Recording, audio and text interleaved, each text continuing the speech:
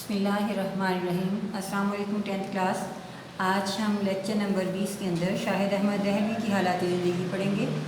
शाहिद अहमद दहलवी 1906 में पैदा हुए और 1967 में इनके 1967 में उन्होंने वफ़ात पाई।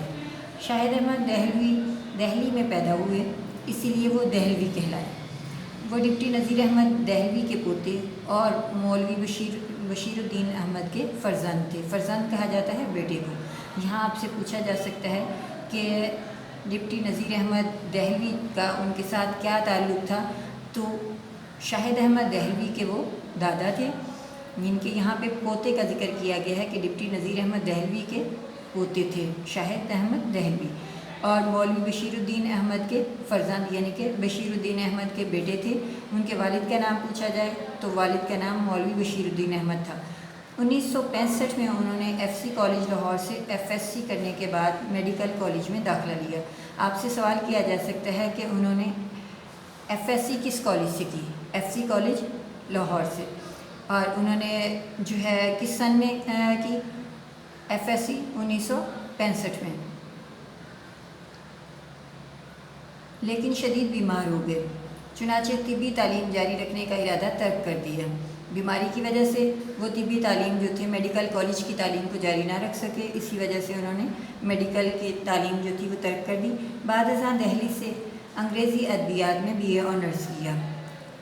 किस में उन्होंने BA ऑनर्स किया? अंग्रेज़ी अदबियात में। MA फ़ारसी का इम्तिहान भी पास किया। MA का इम्तिहान उन्होंने किस मज़मून में पास किया? फ़ारसी के मज़मून में। क़याम पाकिस्तान के बाद शाहिद अहमद दहलवी कराची मुंतकिल हो गए। आपसे पूछा जा सकता है सवाल कि पाकिस्तान बनने के बाद शाहिद अहमद दहलवी कहाँ मुंतकिल हुए, कहाँ आ गए? तो शाहिद अहमद दहलवी कराची में मुंतकिल हो गए और तसनीफ़ व तालीफ़ के साथ साथ उन्होंने अंग्रेज़ी अदब से तराजुम का सिलसिला भी जारी रखा। पाकिस्तान राइटर्स गिल्ड की तश्कील में नुमायाँ खिदमात अंजाम दी। किस में उन्होंने नुमायाँ खिदमात अंजाम दी? पाकिस्तान राइटर्स गिल्ड की तश्कील में। 1963 में उन्हें मजमूई अदबी खिदमात की बिना पर तमगा बराए हुस्न कारकर्दगी से नवाजा गया। आपसे सवाल किया जा सकता है कि मजमूई अदबी खिदमात की बिना पर उन्हें किस तमगे से नवाजा गया? तमगा बराए हुस्न कारकर्दगी। शाहिद अहमद दहलवी ज़ुबान व बयान पर कामिल अबूर रखते थे। उनकी ज़ुबान आसान और आम फहम है। वो मौसीकार भी थे, इनके वो गा भी सकते थे, लेकिन उर्दू अदब ही उनकी पहचान बनी। आपसे पूछा जा सकता है कि उनकी पहचान कौन सी सिंफ बनी, तो उर्दू अदब उनकी पहचान बनी। डॉक्टर जमील जालवी के मशवरे पर उन्होंने खाका नगारी शुरू की। आपसे सवाल हो सकता है कि किसके मशवरे पर उन्होंने खाका नगारी शुरू की? डॉक्टर जमील जालवी के मशवरे पर। गंजीना गोहर, जिससे ये ज़ेर नज़र खाका लिया गया है, यानी कि जो आपका मज़मून मिर्ज़ा मोहम्मद सईद है वो गंजीना गोहर से लिया गया है, जो आप आगे पढ़ेंगे। तो गंजीना गोहर और बज़्म खुशनफ्सा उनके खाकों के मजमूए हैं। इनके अलावा उनकी तसनीफ़ में उजड़ा दियार, दिल्ली की बत्ता और धान के खेत शामिल हैं। जी बेटा, अब हम अपने टॉपिक की तरफ आते हैं। मिर्ज़ा मोहम्मद सईद हमारा सबक है, इसकी रीडिंग करेंगे हम। आप देखिए, सुबह अखबारों में ये ख़बर पढ़कर दिल धक से रह गया। शाहिद अहमद दहलवी मिर्ज़ा मोहम्मद सईद के बारे में लिख रहे हैं कि सुबह अखबार में ये उन्होंने ख़बर पढ़ी कि मिर्ज़ा मोहम्मद सईद इंतकाल कर गए हैं, तो उनका दिल धक से रह गया, यानी कि दिल परेशान हो गया कि प्रोफेसर मिर्ज़ा मोहम्मद सईद का आज सोम है। उन्हें तीसरे दिन जो है सोम यानी वफ़ात का तीसरा दिन। शाहिद अहमद दहलवी को मिर्ज़ा मोहम्मद सईद की वफ़ात के तीसरे दिन उन्हें उनकी वफ़ात के बारे में पता चल रहा है। बता रहे हैं कि खामोश ज़िंदगी, यानी कि उनके बारे में किसी को भी मालूम ना था, ज़्यादा लोगों में वो घुलते मिलते नहीं थे।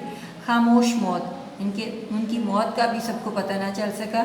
मिर्ज़ा साहब की अलालत मजाज, यानी कि बीमारी या मर्ज़ुल मौत, ऐसा मर्ज़ जिससे मौत वाक़या हो जाए, मर्ज़ुल मौत की इत्तला इससे पहले कहीं से नहीं मिली।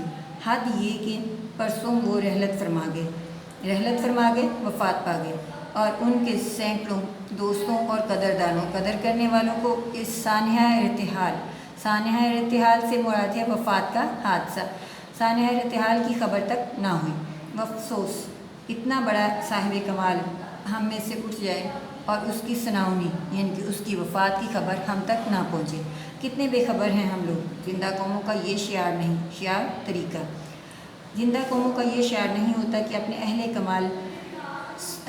کمال سے غافل ہو جائیں۔ ایسی غفلت مجرمانہ ہوتی ہے، ان کے ایسی غفلت جس سے جو ہے کسی کی موت واقع ہو جائے، یہ ایک جرم ہی ہوتی ہے۔ شاید یہ ہماری غفلت ہی کی سزا ہے کہ مرزا صاحب کو یوں ایک ہم سے چھین لیا گیا، یعنی کہ اچانک ہم سے چھین لیا گیا۔ دوسرا پیراگراف ہمارے پاس ہے، عالم کی موت ہوتی ہے۔ یہ ہمارے پاس سوال کے اندر بھی آئے گا۔ عالم سے مراد ہے علم رکھنے والا، اور عالم سے مراد ہے دنیا، یعنی کہ اگر ایک علم والا جو ہے، کیونکہ صدیوں میں کوئی ایک عالم جو ہے، کوئی جید جو ہے وہ پیدا ہوتا ہے صدیوں بعد، تو جب ایک عالم کی موت واقع ہو جاتی ہے تو اس سے مراد یہ ہے کہ اس پورے عہد کی موت واقع ہو جاتی ہے۔ ابھی ہم کو اس کا اندازہ نہیں ہو سکتا کہ مرزا صاحب کے رخصت ہو جانے سے ہمارا کتنا بڑا نقصان ہو گیا۔ اب ان کی عدم موجودگی یعنی غیر موجودگی رہ کر ہمیں ان کی یاد دلائے گی، اور وقت کے ساتھ ساتھ ان کی جدائی کا گھاؤ، یعنی کہ جدائی کا جو زخم ہے وہ بڑھتا چلا جائے گا۔ مرزا صاحب بہت ہی خاموش کام کرنے والوں میں سے تھی، یعنی اتنے خاموش کہ خود ان کے زمانے کے اکثر لوگ بھی ان کے علمی اور ادبی کارناموں سے واقف نہیں تھے۔ دراصل خود مرزا صاحب شہرت سے گھبراتے تھے، اور پبلک پلیٹ فارم پر ان کے عوام کے ساتھ ملنے جلنا وہ پسند نہیں کرتے تھے۔ کام کرتے تھے ستائش کی تمنا اور صلے کی پرواہ سے بے نیاز ہو کر۔ ستائش یعنی تعریف کی، انہیں کبھی بھی کوئی خواہش، تمنا سے مراد ہے خواہش، اور صلہ یعنی کہ کسی کام کے لیے کوئی معاوضہ لینا، صلے کی پرواہ سے بے نیاز ہو کر، بے پرواہ ہو کر کام کرتے تھے۔ اپنی تسکین یعنی کہ اپنے دل کی تسلی کے لیے، تسلی کے لیے کام کرتے تھے، اس لیے کہ انہیں کام کرنا ہوتا تھا، یعنی کہ وہ کام اس لیے کرتے تھے کہ انہیں کام کرنا ہوتا تھا۔ فرمائشی کام یعنی کسی کے کہنے پر وہ کام نہیں کرتے تھے۔ فرمائشی کام انہوں نے ساری عمر نہیں کی ہے۔ انہوں نے اب سے 55 سال پہلے 55 ایئرز پہلے سر عبدالقادر کے رسالے مخزن میں مضامین لکھے۔ اس کے حوالے سے یہاں جو ایک نمبر سرکل میں آپ کو نظر آ رہا ہے، اس سے ریلیٹڈ نیچے آپ کو انفارمیشن دی گئی ہوئی ہے کہ شیخ سر عبدالقادر معروف ادیب اور علامہ محمد اقبال کے گہرے دوست تھے۔ یہ آپ پوائنٹ دیکھتے رہیں، اور نیچے ساتھ دی ہوئی انفارمیشن کو بھی ضرور ساتھ میں پڑھیں، کیونکہ اس میں سے آپ کے MCQs بن سکتے ہیں۔ مگر شیخ صاحب کی فرمائش پر نہیں، بلکہ جب خود ان کا جی لکھنے کو چاہا۔ مرزا صاحب کسی کو خوش کرنے کے لیے نہیں لکھتے تھے۔ مرزا صاحب پیسے کے لیے بھی نہیں لکھتے تھے۔ پیسے کی تو انہوں نے کبھی پرواہ نہیں کی، بلکہ پیسے کے ذکر پر وہ چڑ جاتے تھے اور انہیں منانا مشکل ہو جاتا تھا۔ لاہور کے اکثر پبلشروں نے مرزا صاحب سے کتابیں لکھوانی چاہییں اور بڑی بڑی رقمیں پیش کیں، مگر مرزا صاحب نے انہیں ایک لفظ بھی لکھ کر نہیں دیا، اور جب اپنا پہلا ناول یاسمین لکھا تو اپنے ایک شاگرد پبلشر کو بے مزد یعنی کہ بغیر قیمت کے، بغیر کسی معاوضے کے دے دیا۔ یہ آپ کے پاس جو ہے سوالات کے جوابات میں بھی آئے گا کہ ان کے پہلے ناول کا نام کیا تھا، یاسمین۔ اس کے کچھ عرصہ بعد دوسرا ناول خواب ہستی لکھا۔ آپ سے دوسرے ناول کا نام بھی پوچھا جا سکتا ہے کہ مرزا صاحب کے دوسرے ناول کا نام کیا تھا، خواب ہستی۔ اسے بھی بغیر کچھ لیے دیے چھپوا دیا۔ جی بیٹا، جتنا آپ کو حالات زندگی اور الفاظ معنی بتا دیے گئے ہیں، یہاں تک آپ لوگوں نے الفاظ معنی یاد کرنے اور حالات زندگی یاد کرنی ہے۔